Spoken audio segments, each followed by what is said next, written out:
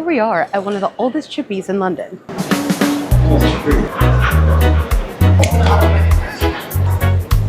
Rock and Sole has been serving fish and chippies since 1871, one of the longest standing restaurants in the region.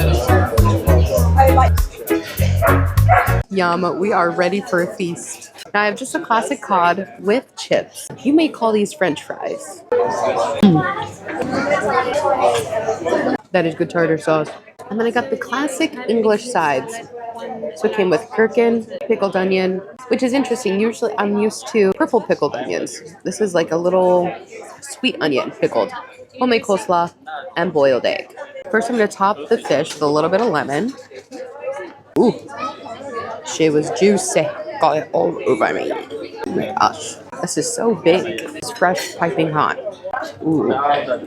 Oh, very flaky. Yummy, crunchy batter, flaky fish, and cod is not too fishy tasting. It's a very mild flavor. Now, fish and chips is considered quintessential British food.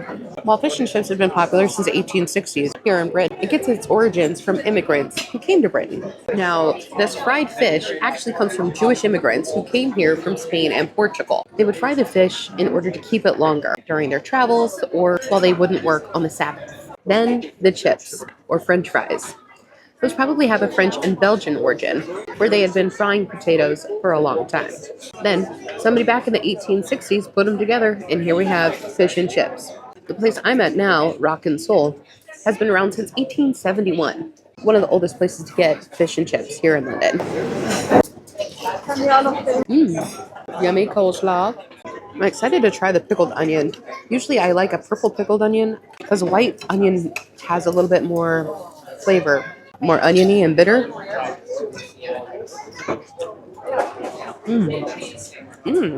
Sweet, light taste of vinegar, crunchy. Now this pickle's calling my name. If you know me, you know I'm a pickle girl. Now this is a gherkin, not a dill. So while there is some vinegar from the brine, it really has more of like a sweet, herby taste. But once people started putting fish and chips together, it took off like crazy. It became the food for working people in Britain, often wrapped up in a newspaper so they could take it to go. In fact, it's so popular that in World War I and World War II, it was one of the only foods that was not rationed or not limited, just to keep everybody's spirits up. So here I am, eating the most British thing you can imagine. And it's actually an awesome mashup between Jewish and Belgian immigrants. And that's kind of the coolest part about exploring, right? Going on an adventure, trying new things, and being curious about the world. You learn that things we think belong to just one place actually belong to the world. Stay curious, all. All right, now I gotta really dig in. Now that was delicious, and there are people waiting outside. Great value, but I will have to say, the best fish and chips I've ever had is at Anacortes, Washington. Still. The tartar sauce was really creamy, extra dill. Loved that. And huge flaky pieces of fish. Explorers, that's all for me today. I'm going to hop on a train back to the hostel and call it a night. I sure had fun exploring with you today, and I hope to see you again tomorrow. Bye.